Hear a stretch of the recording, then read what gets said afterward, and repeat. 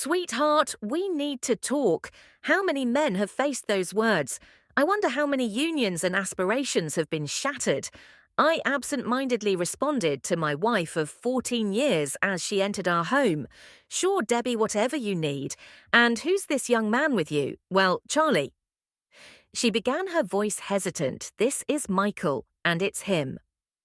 I want to discuss with you. Glancing up at them, I observed my attractive 36-year-old wife in the rather handsome man beside her.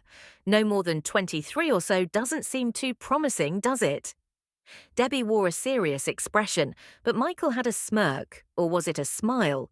It didn't matter much, but he certainly seemed pleased with himself.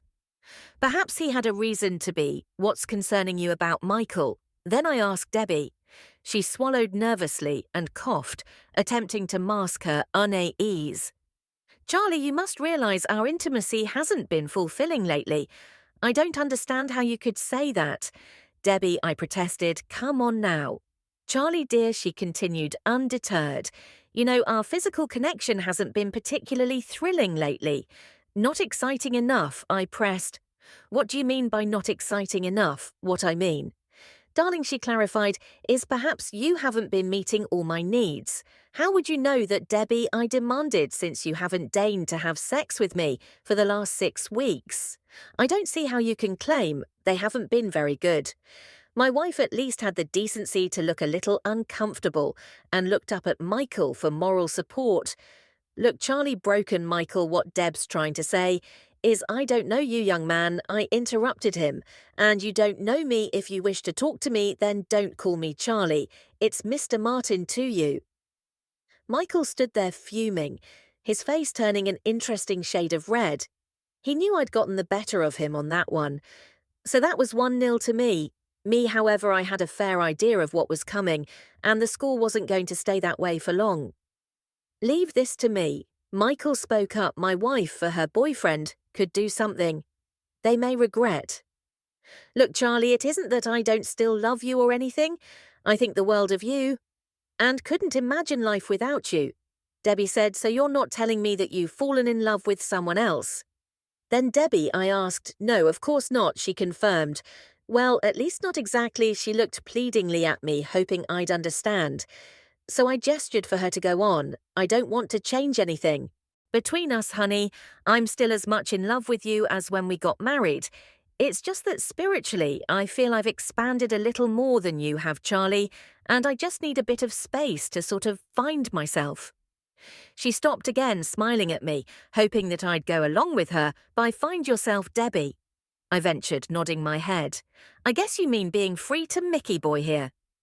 Michael bristled at my calling him Mickey, but held himself in check, realizing that I was goating him. Don't be crude, honey. Debbie scolded me. It's not becoming for a man like you. I thought you'd be more understanding of my needs. So what would you call it then? Debbie, well, more of a meaningful relationship. She explained an essential expansion of my being, like a Sora Femme relationship and cheating on me type of expansion. You mean Debbie pulled a face, sighing deeply, looking at me as if I was a difficult child having a tantrum. Charlie, you're not making this very easy for me, you know, she said. Sorry, honey, I mumbled. I wouldn't want to make things difficult for you while you're finding yourself. That's okay, Charlie. She graciously accepted my apology, but you haven't actually said what you want yet. Debbie, I pointed out, which caught her off guard. I think, you know what, I want Charlie. Spell it out. Debbie insisted. There was a little whispering between the two of them, making it more than obvious that the conversation wasn't going at all as they had expected.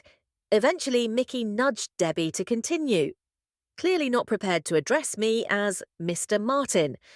Well, what we thought, Charlie, she started at long last, is that you and I carry on happily as before, but I am free to have dates with Michael 2 or 3 times a week. You'd hardly notice the difference, honey, I promise. And you think that would work out for the best for the two of us. Do you, Debbie? I inquired. Well, yes, I do, honey, she went on, Michael, and I have worked it all out. I might not be here some evenings, but I'd always be back to have breakfast with you.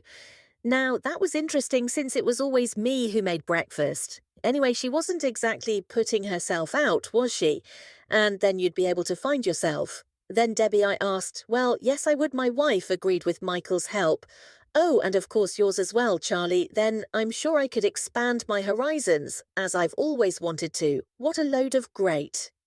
I responded, nodding my head to indicate that I thought I'd fully understood what the proposal was, so we carry on, as we have for the last 6 weeks, with me getting no sex from you, while pricky Mickey boy here gets to you several times a week.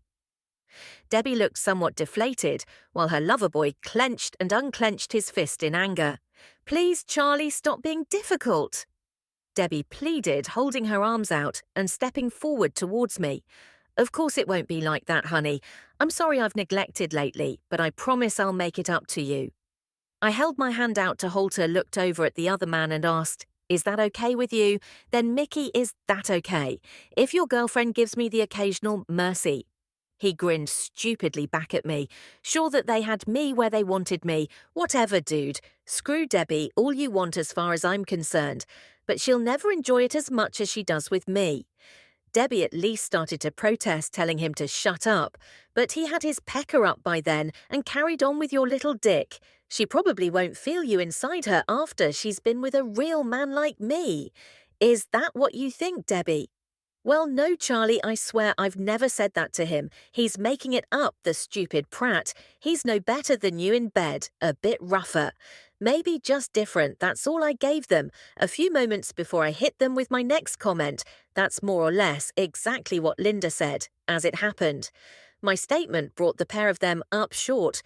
Debbie stood there with her mouth wide open and surprised eyes while Mickey boy lurched forward, raising his fist at me. Leave Linda out of this, you bastard, he screamed angrily.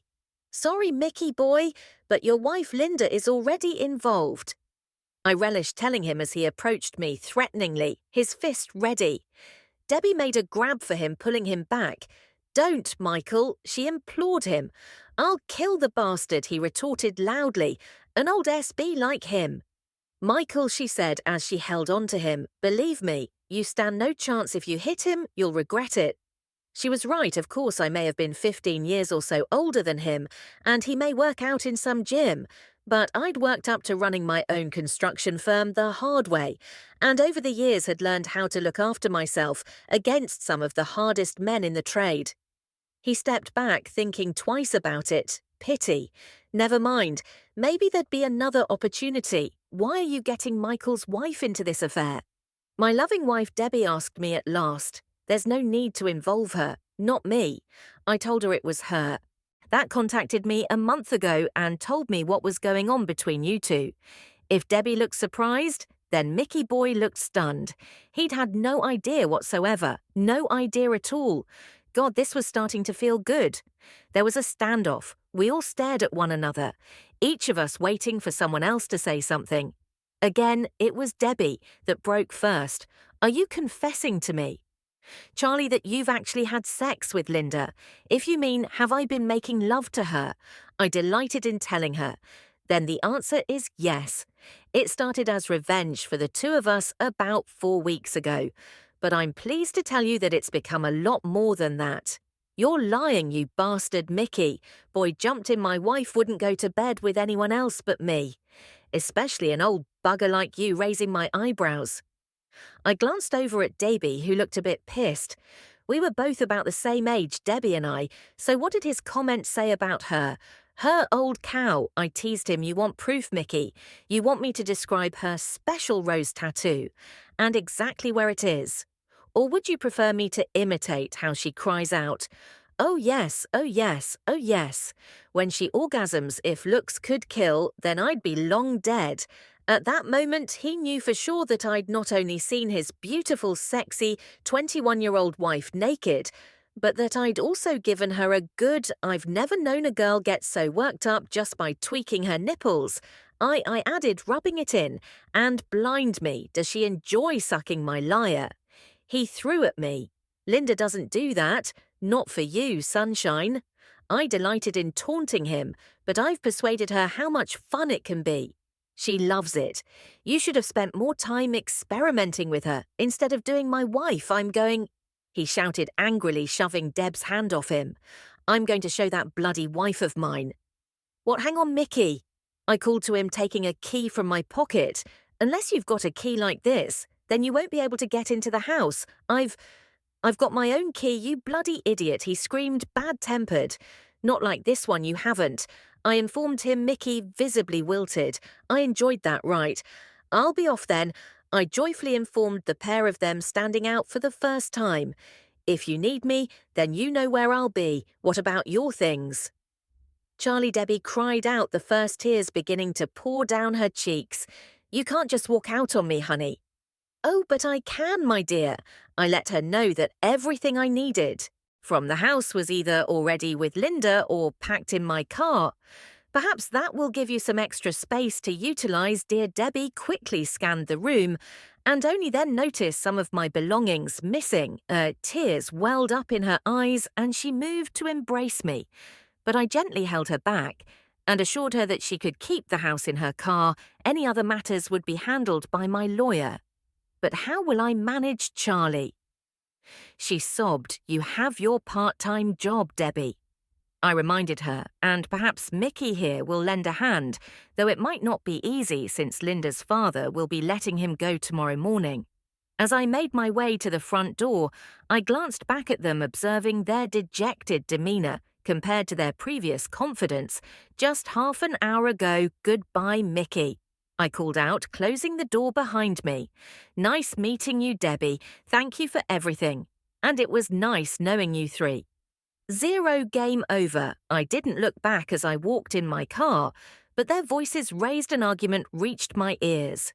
It would cost me a significant sum to part ways with Debbie, but her infidelity was not new, and my feelings for her had long since faded. Moreover, exchanging a 36-year-old even in decent condition, plus a considerable sum for a low mileage 21-year-old and pristine condition seemed like a worthwhile trade, and the fact that she was passionate in bed seemed genuinely with me, and had a wealthy father certainly sweetened the deal. What a twist!